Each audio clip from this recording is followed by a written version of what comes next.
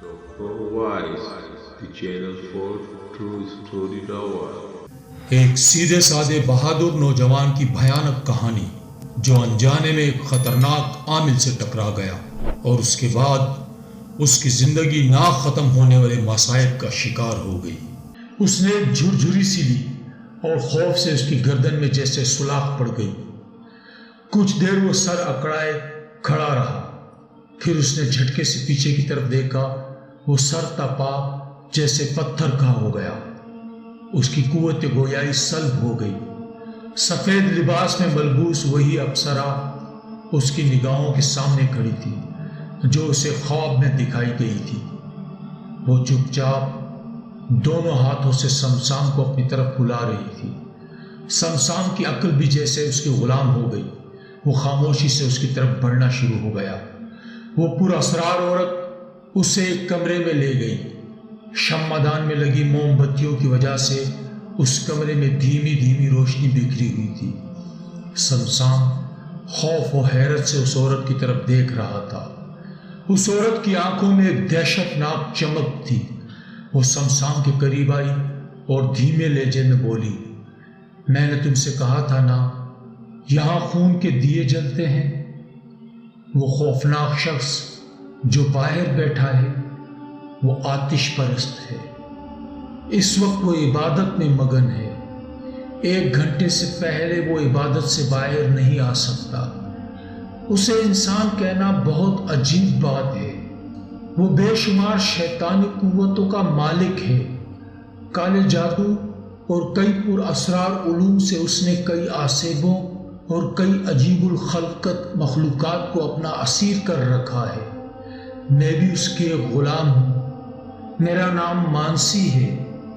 بس اپنے بارے میں فی الحال تمہیں اتنا ہی بتا سکتی ہوں۔ اور اس آگ دیوتا کے پجاری کا نام گھنشیامی ہے۔ یہ ہر ماہ خون کا کھیل کھیلتا ہے اور ان ہوائی مخلوقات کو خوش رکھنے کے لیے ایک انسان کے خون کی بلی دیتا ہے جس سے اس کی شیطانی طاقتیں دگنی ہو جاتی ہیں۔ اس وقت وہ اتنی شیطانی قوتوں کا مالک ہوتا ہے کہ کئی آسیب بھی اس کا کچھ نہیں بگاڑ سکتے۔ وہ جب بھی کسی کی بلی دیتا ہے تو اس کے خون کا ایک دیا جلاتا ہے جو مخصوص مدت تک جلتا ہے۔ اگر کوئی انسان 3 روز کے اندر اندر خون سے بھرے ہوئے ان دیوں کو آگ میں الٹا دے تو گھنشیامی ان دیوں کے عوض ملنے والی شیطانی طاقتوں سے محروم ہو جائے گا۔ سمسام یہ خوفناک حقیقت جان کر جیسے سن سا ہو گیا۔ گھنشیامی کے خوفناک روپ سے آگاہی کے بعد سمسام کے دماغ کی رگیں سکڑ کر رہ گئی۔ وہ اشتعال میں آ کر بولا، یہ درندہ صرف انسان یہاں اتنا کچھ کر رہا ہے اور کوئی اسے روکنے والا نہیں۔ آہستہ بول، آہستہ۔ جس وقت تم نے اس حویلی میں قدم رکھا گھنشیامی اسی وقت تمہاری موجودگی سے آگاہ ہو گیا تھا، لیکن اس وقت وہ اپنی عبادت سے اٹھ نہیں سکتا تھا۔ اس وقت تم جاؤ، تم جہاں کہیں بھی ہوگے میں تمہارے ذہن سے رابطہ کر لوں گی اور تمہیں میری آواز سنائی دے گی۔ گھنشیامی کے ظلم کی داستان سن کر سمسام کا دل کانپ کر رہ گیا تھا۔ اس نے غصے سے بھرے لہجے میں کہا، مجھے اپنی زندگی کی پرواہ نہیں ہے۔ اگر میں گھنشیامی کی شیطانی طاقتوں کو ختم نہیں کر سکتا تو اس کی طاقت کو بڑھنے بھی نہیں دوں گا۔ تم مجھے بس اتنا بتا دینا کہ میں ان دیوں کو جو گھنشیامی نے اب جلا رکھے ہیں کب اور کیسے ختم کر سکتا ہوں۔ میں جانتی تھی کہ تم کتنے بہادر ہو، اس لیے میں نے تمہیں یہاں بلایا ہے۔ میں تمہیں سب کچھ بتا دوں گی، بس اب تم اپنے گھر جاؤ، دیر نہ کرو، کہیں گھنشیامی اٹھ نہ جائے۔ مانسی نے سمسام سے کہا اور پھر ایک ہی ساتھ میں سمسام کے سامنے سے غائب ہو گئی۔ وہ چونک کر رہ گیا اور اسے یقین ہو گیا کہ مانسی بھی کوئی ہوائی مخلوق ہے۔ سمسام نے ارد گرد دیکھا اور برقی سرعت سے حویلی سے باہر نکلا اور اپنی گاڑی کو ہوا میں اڑانے لگا۔ وہ بہت جلد اس خوفناک علاقے سے باہر نکل گیا۔ سمسام گھر پہنچا تو خوف سے اس کا چہرہ اترا ہوا تھا۔ اس نے ساری صورتحال کا ذکر کسی سے نہیں کیا۔ گھر والوں نے حویلی کے متعلق پوچھا تو اس نے یہ کہہ کر بات ٹال دی کہ اس کے دوست نے اطلاع غلط دی تھی۔ حویلی میں کوئی نہیں رہتا۔ سمسام نہیں چاہتا تھا کہ اس کے گھر والے کسی مصیبت سے دوچار ہوں۔ خاص طور پر نروز سے وہ یہ بات پوشیدہ رکھنا چاہتا تھا تاکہ وہ کسی تجسس میں حویلی نہ چلا جائے۔ اگلا روز بھی سمسام نے معمول کے مطابق گزارا، لیکن اس کا ذہن بہت الجھا ہوا تھا۔ اسے مانسی کی آواز کا شدت سے انتظار تھا کہ کب مانسی اسے بلائے اور وہ گھنشیامی کے ظلم کے خلاف کچھ کر سکے۔ سارا دن ہنا اور نروز سمسام کا دھیان بدلتے رہے، لیکن رات ہوئی تو سمسام کا ذہنی تناؤ بہت بڑھ گیا۔ بلقیس سمسام کے ڈپریشن کو بہت محسوس کر رہی تھی۔ اس نے سمسام کو اس طرح گمسم بیٹھے دیکھا تو اس کے بالوں میں ملائمت سے ہاتھ پھیرنے لگی۔ کیا بات ہے سمسام؟ میں کل سے محسوس کر رہی ہوں کہ تم پریشان ہو۔ کیا بات ہے؟ اپنی امی کو بھی نہیں بتاؤ گے؟ سمسام نے مسکراتے ہوئے والدہ کا ہاتھ تھام لیا۔ ایسی کوئی بات نہیں امی، دراصل کل سے میرے سر میں شدید درد ہے جس کی وجہ سے طبیعت کچھ بوجھل سی ہے۔ میں تمہیں سر درد کی گولی دیتی ہوں، وہ گولی کھا کر تم اپنے کمرے میں جاؤ اور جا کر سو جاؤ۔ یہ کہہ کر بلقیس نے سمسام کو سر درد کی گولی دی۔ سمسام اپنے کمرے میں چلا گیا۔ رات کے 10 بجے تو ہنا، نروز اور بلقیس بھی اپنے کمروں میں سونے کے لیے چلے گئے۔ پوری حویلی میں ایک سناٹا چھا گیا۔ سمسام کی طبیعت میں ایک عجیب سی بے چینی تھی۔ وہ پھٹی پھٹی نگاہوں سے چھت کو گھور رہا تھا۔ نیند اس کی نگاہوں سے کوسوں دور تھی۔ پھر اچانک اس کی نگاہیں بوجھل ہونے لگی۔ پھر ایک دم ہی اس کے سر میں شدید درد اٹھنے لگا۔ اس نے سکون کے لیے اپنی آنکھیں بند کر لی، اپنے دونوں ہاتھوں کو اپنی کن پٹیوں پر رکھتے ہوئے اپنا سر دبانے لگا کہ ایک دم اس کا ذہن کہیں گم سا ہو گیا۔ اس کے ہاتھ بے جان ہو کر زمین کی طرف لٹک گئے، جیسے اس کے اعصاب سے اس کے دماغ کا تعلق ٹوٹ گیا۔ اس کا پورا وجود جیسے بے جان سا ہو گیا۔ پھر ایک دم اس کے ذہن میں مانسی کی آواز گونجنے لگی، جس وقت کا تمہیں انتظار تھا وہ وقت آ گیا ہے۔ پرسوں اماوس کی رات ہے۔ گھنشیامی کسی عمل کے لیے خاص مقام پر جائے گا۔ دوپہر کے 12 بجے سے پہلے وہ حویلی سے چلا جائے گا۔ 2-3 انسانوں کو شیطانی قوتوں کی بھیڑ چڑھا چکا ہے۔ اس وقت حویلی میں 3 دیے جل رہے ہیں۔ انہیں آگ میں انڈیل کر تم گھنشیامی کی طاقتوں کو بڑھنے سے روک سکتے ہو۔ اماوس کی رات گھنشیامی کو کسی چیز کا ہوش نہیں رہتا۔ وہ پراسرار قوتوں سمیت حویلی سے باہر چلا جاتا ہے۔ اسے تمہاری حویلی میں موجودگی کا علم ہی نہیں ہوگا۔ مانسی کی بات پوری ہوتے ہی سمسام اپنی نارمل حالت میں آ گیا۔ اس کے سر میں شدید درد تھا اور دل کو گھبراہٹ سی ہو رہی تھی۔ اس نے اپنے کمرے کی لائٹ آن کر دی اور ساری رات تقریباً جاگ کر گزار دی۔ اگلا دن بھی سمسام کا ایسے ہی بے چینی میں گزرا۔ وہ مانسی کی بات پر بغیر سوچے سمجھے عمل کر رہا تھا۔ آخر وہ اس روز گھر سے روانہ ہو ہی گیا جس کی رات اماوس کی رات تھی۔ وہ تقریباً 8 بجے کے قریب حویلی پہنچا۔ حویلی پہلے کی طرح روشن تھی۔ سمسام نے سارا سفر بہت بہادری اور حوصلے کے ساتھ طے کیا، لیکن جب وہ حویلی کے قریب پہنچا تو اس کے دل کی دھڑکنیں تیز ہو گئیں، قدم ڈگمگانے لگے۔ لیکن اس نے خود کو مضبوط کیا اور حویلی کی طرف بڑھا تو یہ دیکھ کر وہ پریشان ہو گیا کہ حویلی کے باہر بہت بڑا تالا لگا ہے اور اس دروازے کے علاوہ اندر جانے کا کوئی اور راستہ بھی نہیں ہے۔ سمسام اس سوچ میں حویلی کے در و دیوار پر نظر دوڑا رہا تھا کہ اچانک اسے یوں محسوس ہوا جیسا اس کا جسم ایک خفیف سے ذرے کی مانند ہلکا ہو گیا ہے اور پھر اس کا وجود ہوا میں پرواز کرتا ہوا اوپر کی طرف اڑنے لگا۔ سمسام کا دل دہل کر رہ گیا، لیکن اس کی کیفیت ایسی تھی کہ اس نے زبان سے سی تک کی آواز نہ نکالی۔ سمسام کا وجود ایک خفیف ذرے کی مانند ہوا میں اڑتا ہوا حویلی میں داخل ہو گیا اور آہستہ آہستہ حویلی کے صحن میں اتر گیا۔ سمسام کو علم تھا کہ یہ سب مانسی کے طفیل ہے، اس لیے وہ اس عجیب عمل سے خوف زدہ نہیں ہوا۔ حویلی میں ایک خوفناک سناٹا چھایا ہوا تھا۔ سمسام سہنے سہنے انداز سے آگے بڑھ رہا تھا۔ اسے ہر قدم پر یوں محسوس ہوتا جیسے پیچھے سے یبلغ کوئی اسے دبوچ لے گا، لیکن فطرتاً سمسام کو بزدلی پسند نہیں تھی۔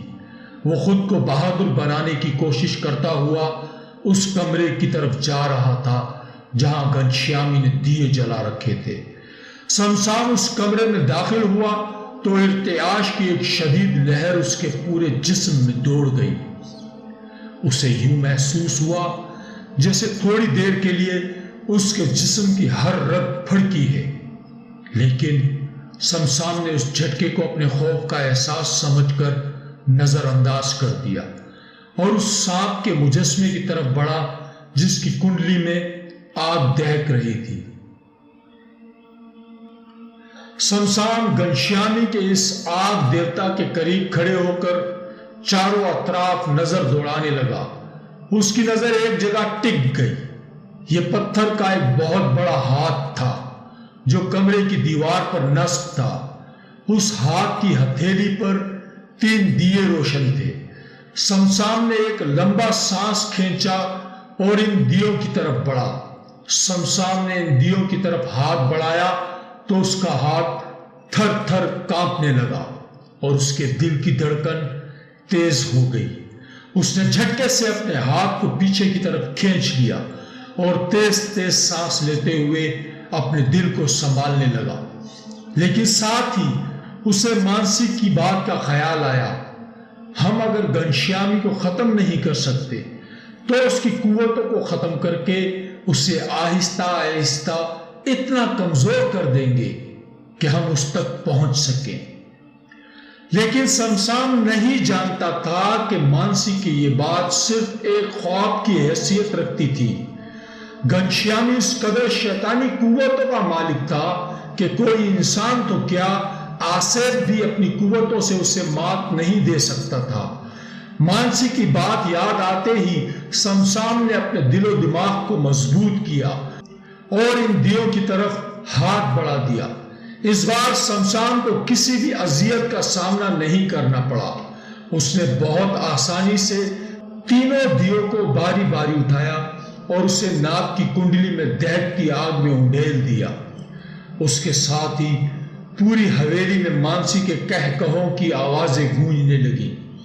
سمسام، تم نے بہت بڑا کام کیا ہے۔ تم نے گھنشیامی کو ان 3 دیوں کے عوض ملنے والی شیطانی طاقتوں سے محروم کر دیا ہے۔ بس اب تمہارا یہاں ٹھہرنا ٹھیک نہیں ہے۔ مانسی کی آواز فضا میں گونج رہی تھی، لیکن مانسی خود دکھائی نہیں دے رہی تھی۔ مانسی، تم آج میرے سامنے کیوں نہیں آ رہی؟ سمسام نے خالی حویلی میں نظر دوڑاتے ہوئے کہا۔ آج میں تمہیں دکھائی نہیں دوں گی۔ بس اب اور کوئی سوال نہ کرو اور جانے کی تیاری کرو۔ مانسی کی آواز ایک بار پھر گونجی۔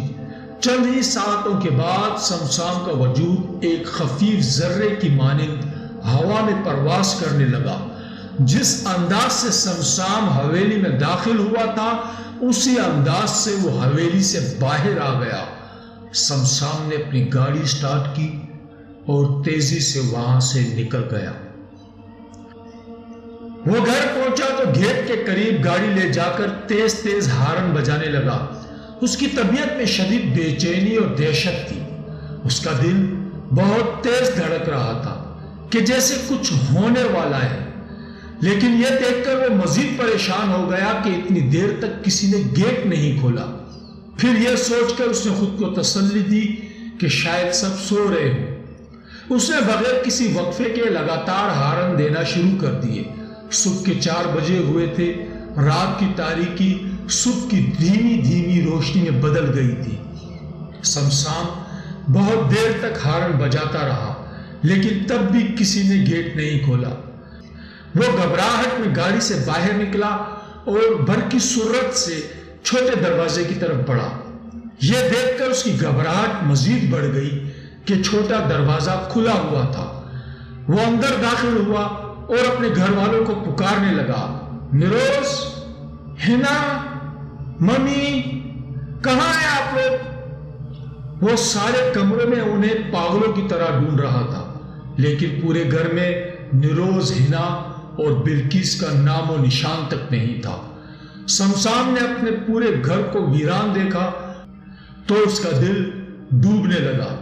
اس کے ہاتھوں پیروں کی جان نکل گئی۔ اس کی آنکھوں میں آنسو تیر رہے تھے۔ وہ گلوگیر آواز میں چلا رہا تھا، کہاں چلے گئے تم لوگ؟ میرے سامنے کیوں نہیں آتے؟ ایک دم پورے کمرے میں گھنشیامی کی آواز گونجنے لگی، حویلی آؤ، یہاں خون میں دیے جلتے ہیں۔ کون ہو تم؟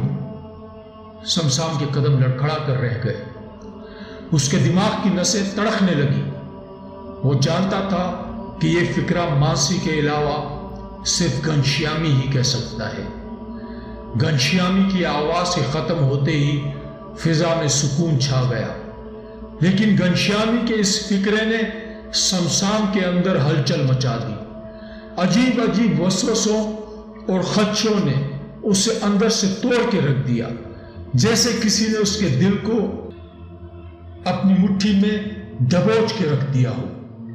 وہ تیزی سے گھر سے باہر نکلا اور گاڑی لے کر حویلی کی طرف چل پڑا۔ شدید سردی میں اس کی پیشانی پسینے میں تر تھی۔ اس کے ذہن میں عجیب عجیب خیال آ رہے تھے۔ ہاتھوں کی کپکپاہٹ کی وجہ سے اسٹیئرنگ اس کے قابو میں نہیں تھا۔ وہ بہت مشکل سے ڈرائیونگ کر رہا تھا۔ سمسام کو جتنی جلدی تھی اتنی ہی اس کو دیر ہو گئی۔ راستے میں ایک سنسان علاقے میں اس کی گاڑی خراب ہو گئی۔ خود ہی اس نے گاڑی ٹھیک کی، جس سے اس کا بہت سارا وقت ضائع ہو گیا۔ سمسام کی جان پر بنی ہوئی تھی، لیکن سفر کا کہ ختم ہونے کا نام ہی نہیں لے رہا تھا۔ وہ حویلی پہنچا تو 8:30 بج چکے تھے۔ اس نے حویلی کے قریب گاڑی کھڑی کی اور دوڑتا ہوا حویلی کی طرف بڑھا۔ دروازہ کھلا تھا۔ وہ اندر داخل ہو گیا اور تیز تیز قدم چلتا ہوا اس کمرے تک پہنچ گیا جسے گھنشیامی نے اپنا طلسم کدہ بنایا ہوا تھا۔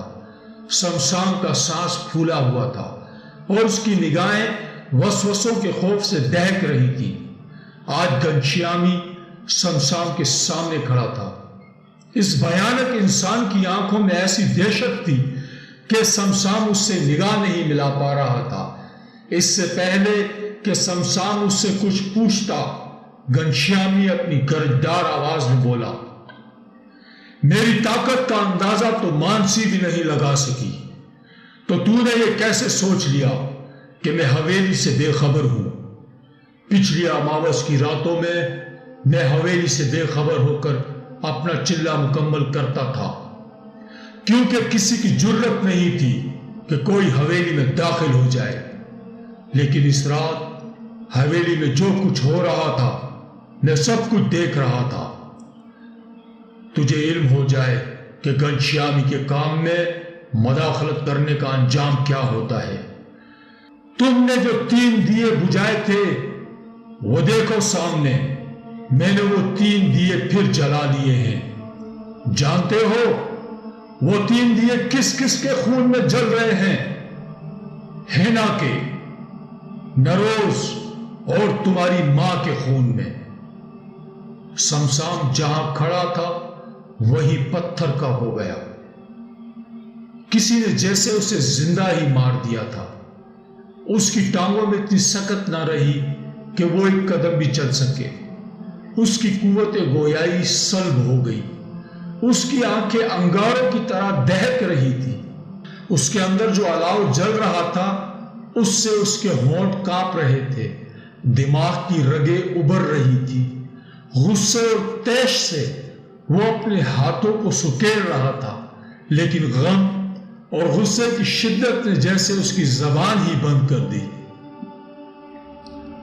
وہ کچھ دیر تک اسی کیفیت میں اپنی سرخ نگاہیں پھاڑے گھنشیامی کو گھورتا رہا اور پھر تختے کی طرح سیدھا گر گیا۔ گھنشیامی نے ایک کہکہا بلند کیا اور اپنے ایک چہرے سے کہا، اسے کیا مارنا، یہ ویسے ہی مر گیا ہے، جاؤ اسے حویلی سے دور جھاڑیوں میں پھینکاؤ۔ چیلا بے ہوش سمسام کو جانوروں کی طرح گھسیٹتا ہوا حویلی سے دور خاردار جھاڑیوں میں پھینک آیا۔ کچھ دیر کے بعد جب سمسام کو ہوش آیا تو اسے گھپ اندھیرے میں سفید لباس دکھائی دیا۔ اس نے اپنی نگاہوں کو پوری طرح سے کھولا تو مانسی اس کے پاس کھڑی تھی۔ سمسام تیش میں آ کر کھڑا ہو گیا۔ اب کیا میرا تماشا دیکھنے آئی ہو؟ تم نے میرے گھر والوں کو کیوں نہیں بچایا؟ میں اندر تک جل رہا ہوں لیکن میں کچھ نہیں کر سکتا۔ اپنی آنکھوں سے اپنے گھر والوں کو خون دیکھ کر آ رہا ہوں۔ سمسام اونچی اونچی آواز میں چیخ رہا تھا۔ سمسام کی تڑپتی ہوئی آواز اس پہاڑی علاقے میں گونج رہی تھی۔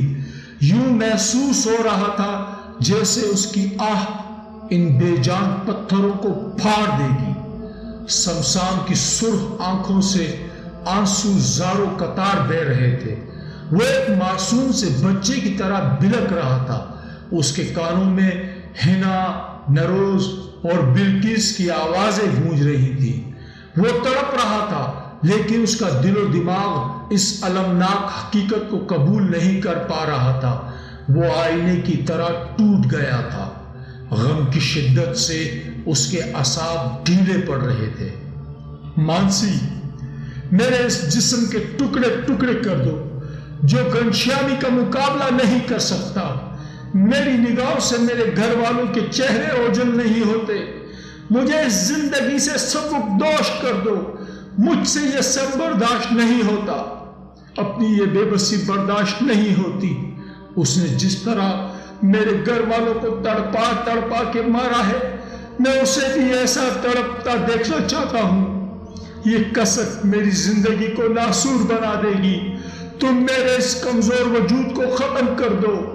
سمسام نے روتے روتے اپنا پورا وجود ایک گٹھڑی کی طرح اکٹھا کر لیا۔ مانسی خاموشی سے سمسام کا یہ حال دیکھتی رہی۔ پھر اس نے کچھ پڑھا اور سمسام کے اوپر پھونک دیا، جس سے سمسام نیند کی آغوش میں چلا گیا۔ جب سمسام کی آنکھ کھلی تو وہ ایک پہاڑ کے غار میں تھا۔ رات کی خوفناک تاریک صبح کے اجالے میں بدل چکی تھی۔ غار کے سوراخوں سے ہلکی ہلکی روشنی چھن کر اندر آ رہی تھی، جس سے غار میں ہلکی ہلکی سی روشنی پھیلی ہوئی تھی۔ اس غار میں مانسی سمسام کے آس پاس ہی تھی۔ دھیمی دھیمی روشنی میں اس کا چہرہ دکھائی نہیں دے رہا تھا، لیکن سفید لباس میں ملبوس اس کا وجود جیسے ہوا ہی کا حصہ ہو۔ سمسام نے مانسی سے کوئی سوال نہیں کیا کہ وہ کہاں ہے۔ اس کا وجود اس کے لیے کوئی حیثیت ہی نہیں رکھتا تھا۔ اس کی نگاہوں میں مانسی کے لیے غصہ اور شکایت تھی۔ مانسی کے لمبے لمبے بال فضا میں لہرا رہے تھے۔ آج اس کی نگاہوں میں بھی عجیب سی دہشت تھی۔ وہ سمسام کے قریب آئی۔ یاد ہے تمہیں میں نے تم سے کہا تھا کہ میں فی الحال تمہیں اپنا صرف نام بتا سکتی ہوں، اس کے علاوہ اپنے بارے میں کچھ نہیں بتا سکتی۔ لیکن آج میں تمہیں اپنا اصل روپ دکھاؤں گی۔ میں وہ نہیں ہوں جو نظر آتی ہوں۔ میرے پاس بھی بہت طاقتیں ہیں، لیکن میں گھنشیامی کی اسیر ہوں، اس لیے میں اس کے خلاف ان طاقتوں کو استعمال نہیں کر سکتی۔ لیکن میرے پاس ایک بہت بڑا راز ہے۔ وہ راز ایک عمل ہے جو صرف میں جانتی ہوں۔ جو انسان وہ عمل کرے گا وہ ایک ایسی طاقت بن جائے گا کہ گھنشیامی کی طاقتیں اس کے آگے ایک ذرے کی مانند ہو جائیں گی۔ تم نے کہا نا کہ تمہیں یہ زندگی نہیں چاہیے جس میں تم گھنشیامی سے بدلہ نہ لے سکو، تو اس عمل سے تم اس زندگی کو چھوڑ کر ایک ایسی طاقت میں بدل جاؤ گے کہ گھنشیامی تو کیا، بڑی سے بڑی شیطانی طاقتیں بھی تمہارا کچھ نہیں بگاڑ سکیں گی۔ مانسی کی باتیں سن کر سمسام کے جسم میں خون تیزی سے دوڑنے لگا۔ اس کی آنکھوں میں حوصلے کی چمک آ گئی۔ اس کی شکستگی اس مضبوط احساس میں بدل گئی کہ وہ گھنشیامی سے اپنے گھر والوں کے خون کا بدلہ لے سکے گا۔ وہ اپنے پیروں پر کھڑا ہو گیا۔ مانسی، جلدی سے مجھے وہ راز بتا دو۔ اگر یہ راستہ گھنشیامی کی موت تک جاتا ہے تو اس راستے کو میرے خون سے بھر دو۔ مجھے صرف گھنشیامی سے انتقام لینا ہے، بس مجھے اس کے علاوہ اور کچھ نہیں چاہیے۔ سمسام کی پتھرائی ہوئی نگاہیں مانسی کے چہرے پر جمی ہوئی تھی کہ کب مانسی اسے وہ راز بتاتی ہے۔ پہلے تم اپنے دل کو مضبوط کر لو، میں وہ راز تمہیں اپنی اصل شکل میں دوں گی۔ یہ کہہ کر مانسی نے اپنے سر کو جھٹکا دیا اور اپنے دونوں بازوؤں کو پیچھے کی طرف ہوا میں اکڑا لیا اور اپنی گردن کو بھی پیچھے کی طرف اکڑا لیا، جس کے ساتھ ہی ہوا ایک خوفناک آندھی کی شکل اختیار کر گئی۔ غار کے اندر ایک بھونچال سا آ گیا۔ پھر دیکھتے ہی دیکھتے مانسی کے قدم زمین سے بلند ہونے لگے اور وہ ہوا میں معلق ہو گئی، اور پھر اس تیزی سے ہوا میں اڑتی ہوئی وہ غار سے باہر نکل گئی۔ سمسام سراسیمگی کی حالت میں مانسی کے پیچھے غار سے باہر آ گیا۔ غار سے باہر آ کر مانسی کے قدم زمین پر لگے۔ مانسی اور سمسام خوفناک پہاڑوں کے دامن میں کھڑے تھے۔ مانسی نے اپنی آنکھیں بند کر لی۔ چند ساعتوں کے بعد سمسام پر دہشت کے پہاڑ ٹوٹ پڑے۔ اس کے دل کی دھڑکن تیز ہو گئی، اس کی نگاہیں پھٹی کی پھٹی رہ گئی۔ سمسام کی آنکھوں کے سامنے مانسی کی جگہ ایک بھیانک عورت کھڑی تھی، جس کا قد 12 فٹ کے قریب تھا اور اس کی شکل اتنی خوفناک تھی کہ سمسام کا ماتھا تپنے لگا۔ لیکن انتقام کے جوش نے اس کے قدموں کو ڈھیلا نہیں پڑنے دیا۔ وہ اس بھیانک عورت کے سامنے بھی اکڑ کے کھڑا رہا۔ وہ سر اوپر اٹھائے بدحیت مانسی کے چہرے کی طرف دیکھ رہا تھا۔ مانسی کی آواز بھی بدل گئی۔ وہ گرجدار آواز میں بولی، وہ عمل کوئی معمولی عمل نہیں۔ اس عمل کے بعد جو پر اسرار طاقتیں ملیں گی وہ تمہیں زندگی کے ساتھ نہیں ملیں گی۔ مطلب موت کے بعد تم ان پر اسرار اور تابوتی طاقتوں کے حامل ہو جاؤ گے۔ تمہیں اس کے لیے بہت بڑی اذیت سے گزرنا ہوگا۔ اس عمل کے بعد تمہارا وجود زندہ جل کر ایک ایسی راکھ میں تبدیل ہو جائے گا جو اس قدر آسیبی اور خوفناک قوتوں کی ماخذ ہوگی کہ جس کا تم تصور بھی نہیں کر سکتے۔ وہ راکھ اس کائنات میں بے جان مائع سے لے کر ہوا تک اور کیڑے مکوڑوں سے لے کر آسیب تک ہر روپ دہار سکے گی۔ ایک اہم بات یہ ہے کہ صحرا میں یہ راکھ تمہاری روح کی شکل میں بھٹکے گی۔ صحرا میں تمہارے پاس کوئی طاقت نہیں ہوگی۔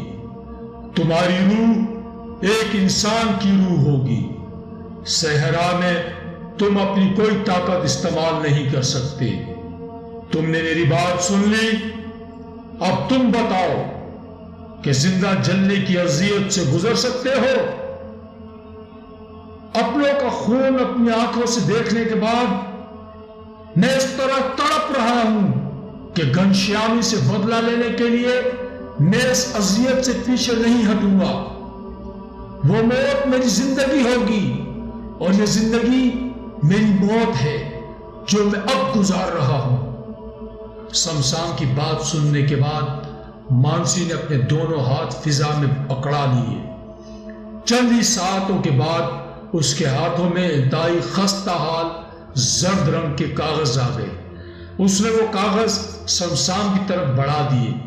شمشان نے ان کاغذوں کو اپنے ہاتھوں میں لے لیا۔ مانسی گرجدار آواز میں بولی، اس نے اس عمل کا سارا طریقہ کار لکھا ہے، لیکن اس عمل کے لیے ایک شرط ہے۔ اس عمل سے پہلے تمہیں اپنی آنکھیں کسی کو دینی ہوں گی۔ میں تمہاری ہر بات ماننے کے لیے تیار ہوں، شمشان نے کہا۔ تمہیں اپنے جسم کے ایک ایک حصے کو زندہ رکھنا ہے۔ آج سے پورے 3 روز کے بعد تم اپنی یہ آنکھیں دے دینا، پھر تم اسی جگہ میرے پاس رات 10 بجے کے بعد آنا۔ یہ کہہ کر مانسی غائب ہو گئی۔ خوف اور دہشت سے بھرپور اس کہانی کا سلسلہ ابھی جاری ہے۔